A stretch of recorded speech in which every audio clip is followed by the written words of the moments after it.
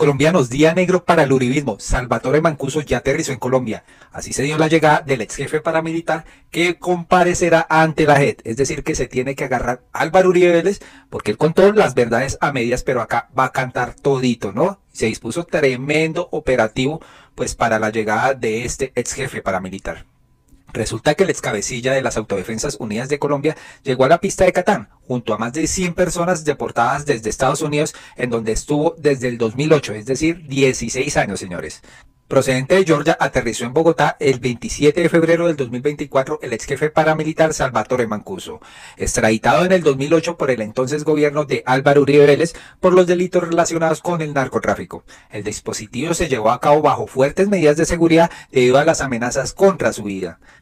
Mancuso, de 59 años y que comparecerá ante la Jurisdicción Especial de La Paz como parte del proceso de sometimiento a este tribunal transicional, luego de haber hecho parte de Justicia y Paz, aterrizó a las 2:19 p.m. en la pista del Comando Aéreo de Transporte Militar, junto a más de 100 colombianos que fueron deportados desde el país norteamericano. Así se puso fin a los múltiples trámites para su repatriación.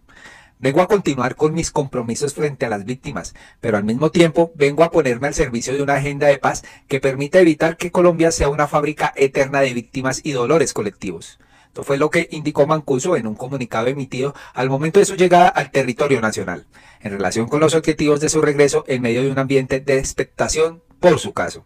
Desde allí será trasladado, según fuentes oficiales, a la cárcel La Picota, pese a que sus abogados indicaron en un principio que sería llevado a una sede de la Dijín. A su arribo, el hombre fue recibido por agentes de Migración Colombia y de la Interpol, que tienen como propósito hacer efectiva la orden de captura que pesaba en su contra, tal y como estaba estipulado, además de verificar la identidad de los demás ciudadanos deportados. Luego de surtirse de todos estos trámites, entre ellos la verificación de su estado de salud, se le notificarán los procesos pendientes en su contra. Mientras tanto, en su nuevo sitio de reclusión empezaron a desarrollarse las pruebas de seguridad con el sobrevuelo de helicópteros de la policía en un proceso que podría culminar en horas de la noche, de acuerdo con lo que se ha indicado, pues, los encargados de su traslado. ¿Y qué es lo que viene para Mancuso? Durante este proceso, Mancuso tendrá la posibilidad de reunirse con sus abogados, como parte del derecho a la defensa, que podría darse incluso en el centro carcelario, en especial en el pabellón de extraditables, en donde será recluido. Lo anterior, mientras el Tribunal Superior de Bogotá define si podrá afrontar su nueva condición de libertad, luego de que el ex jefe radicara una acción de tutela ante la Corte Constitucional. Tras cumplir una sentencia en Estados Unidos, Mancuso, que tiene abiertos casos por más de 60.000 delitos en la Fiscalía General de la Nación, quiere que se ponga en marcha un mecanismo de articulación interjurisdiccional para facilitar su retorno a Colombia y asegurar su participación en los procesos de este tribunal. Es por tal motivo que pidió garantías, debido al alto riesgo que según él corre su integridad.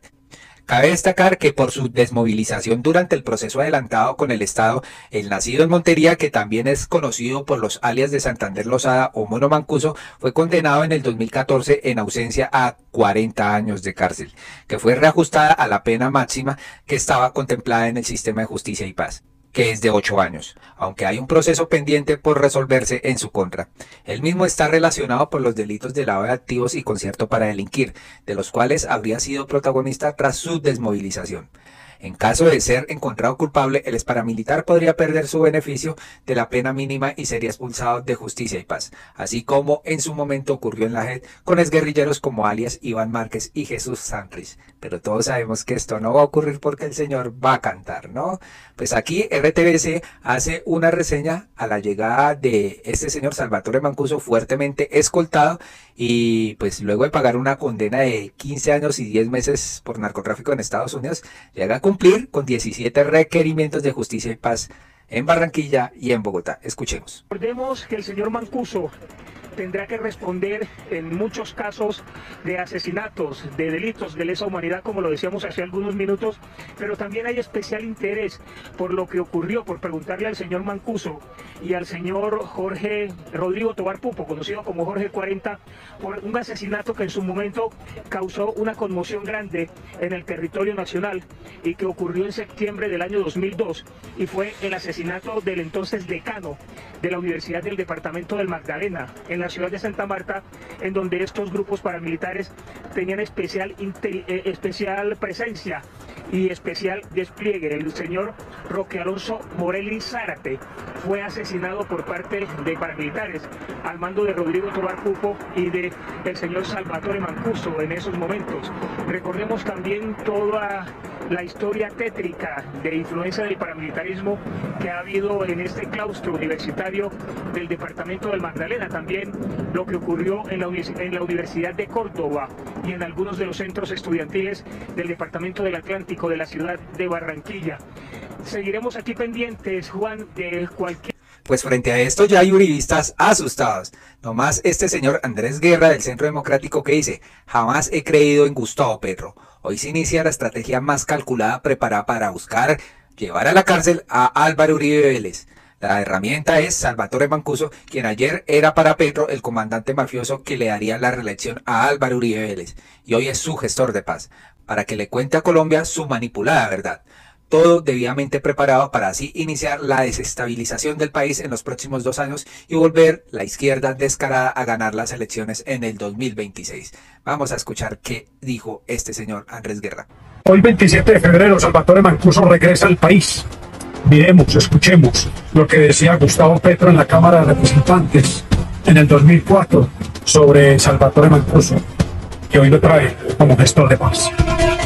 Es el señor Mancuso que tiene la posibilidad de la reelección del presidente de la República, y de 2 maneras: con el voto de congresistas adictos de toda esta plenaria y el Senado de la República, y con los votos cautivos de los ciudadanos que controlan en sus regiones en el caso de que sea un escenario electoral. ¿Qué le podemos preguntar al presidente Álvaro Uribe? ¿Tiene la suficiente claridad e independencia moral e intelectual para representar a la sociedad en la negociación con el narcotráfico en Santa Fe de Ralito, sabiendo que existe un nexo de conducción política entre esos señores y la capacidad y la posibilidad de poderse reelegir? Y es que así no fue, señores, y es que más de medio Congreso no fue a la cárcel por la parapolítica, y es que así no se dio la reelección de Álvaro Uribe Vélez hasta el 2008. Increíble lo asolapados que son, ¿no? ¿Escucharon? Increíble, Gustavo. ¿Cómo hablaba de Mancuso en el 2004? En estos días un video con papel higiénico y me dijeron que era políticamente incorrecto. Hoy va a ser políticamente correcto. Con la servilleta de Gustavo.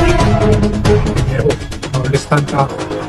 Y desde agosto del 2023 existe la resolución como gestor de paz. Y hay una cosa clara y contundente: están buscando Mancuso llevar a Uribe a la cárcel. Este es el anuncio del famoso Andrés Guerra. Definitivamente no tienen argumentos, ¿no? Lo que decía Gustavo Petro en su época era toda la verdad, ¿no? Luego el señor Álvaro Uribe Vélez lo extradita para que no cuente más de la cuenta y, oh señores, la historia tiene que ser contada con pelos y señales por Salvatore Mancuso, y eso es a lo que le tienen miedo los uribistas. ¿Qué dicen acá las opiniones? Aquí dice: ¿qué día tan negro para el uribismo? La corte ahora sí tendrá que elegir fiscal, y no es por arruinarles más el día. Está próximo a aterrizar en Colombia el señor Salvatore Mancuso, aquí la avioneta. Noticia importante: estas son las primeras imágenes de la llegada de Mancuso al aeropuerto militar Catán en Bogotá. El ex jefe paramilitar ha regresado desde Estados Unidos, generando gran expectativa sobre su futuro en Colombia, ¿no? Aquí lo vemos fuertemente escoltado, un chaleco antibalas, un casco también de protección, y firmando todos los requerimientos para pues entrar al país, señores, con orden de captura también vigente por parte de la Fiscalía debido a los delitos que cometió en su época de paramilitar, ¿no? Aquí vemos más imágenes. ¿Cómo les parece, colombianos? Tremendo esto, ¿no? Muchas reacciones, vamos viendo. Venta de valeriana al alza, llega Mancuso a Colombia. Ay, hombre, guapa G, llegó el cantante Salvatore Mancuso. Entonces aquí, pues Uribe debe estar muerto el pánico con esta noticia. Por otro lado, es de no creer lo que hizo José Antonio Salazar, el secretario general del ministro de Relaciones Exteriores, que adjudicó el contrato de pasaportes a Thomas Gret Anson. ¿Recuerda? Lo que el presidente no quería, pero este señor quedó encargado y adjudicó este contrato sin la autorización pues de presidencia, ni del canciller, ni de nadie. ¿Por qué? Es lo que vamos a averiguar. Pues la Cancillería le adjudicó el contrato de pasaportes a Thomas Gret Anson, Pese a la polémica demandada, el anuncio fue hecho por el Ministerio de Relaciones Exteriores. Y es que José Antonio Salazar, secretario general de Ministro de Relaciones Exteriores, publicó este lunes las resoluciones de proceso de licitación de la elaboración de pasaportes para anunciar que el contrato fue adjudicado a la firma Thomas Gret Son. La decisión se da solo días después de que el canciller encargado, Luis Gilberto Murillo, elaboró y publicó un documento en el que el país transfería todas las competencias y decisiones sobre el proceso al mismo Salazar. Es decir, traición a la patria este señor. ¿Qué más se puede hacer? Pues con estas resoluciones número 1394, 1395 y 1396 publicadas por Salazar, se documentó todo el polémico proceso de licitación que tiene hoy al gobierno y a la compañía Gret Son en medio de un lío legal, y además provocó la suspensión del canciller Álvaro Leiva, ¿no? Vamos a ver ¿qué va a pasar con estos señores? Pues el canciller encargado, Luis Gilberto Murillo, se pronunció y se desmarca de las decisiones que tomó José Antonio Salazar frente a la licitación de pasaportes. Dice él, el secretario no tenía competencias para revocar el acto administrativo proferido. Escuchemos. El secretario general no tenía competencia para revocar el acto administrativo proferido por su superior jerárquico, el canciller Álvaro Leiva Durán. Él declaró desierto el anterior proceso licitatorio LP 001 de 2023. El mismo doctor José Antonio Salazar ha reconocido que sus actuaciones fueron inconsultas y por tanto contrarias a las instrucciones del canciller encargado. El 26 de febrero, el secretario general fue removido del cargo y desde el 22 de febrero sabía de su retiro. Se está examinando con rigor su actuación al asumir una competencia retroactiva y al intentar llevar a cabo la celebración de un contrato por 599.000 millones de pesos sin contar con el respaldo presupuestal necesario. No es cierto, como se afirmó en la resolución que pretendió la adjudicación, que exista el certificado de disponibilidad presupuestal número 74923 para el proceso contractual antes referido. Estos recursos fueron reasignados desde el 2 de octubre del año pasado para garantizar la prestación del servicio en la actual vigencia fiscal. Las sedes en Bogotá, las gobernaciones y nuestros consulados alrededor del mundo siguen y seguirán prestando el servicio de pasaportes sin alteraciones, como quiera que el contrato número 356 se encuentra en ejecución hasta el 2 de octubre de 2024. Complicado el tema, ¿no? Estas atribuciones que se tomó este señor. Pues resulta que Thomas Gret Son aceptó la adjudicación del contrato para la elaboración de pasaportes en el país. La empresa confirmó su aceptación enviando una carta a la Cancillería, la cual ya reposa en sus archivos. También la empresa señaló que el dinero que pidió en reparación siempre fue subsidiario al proceso original.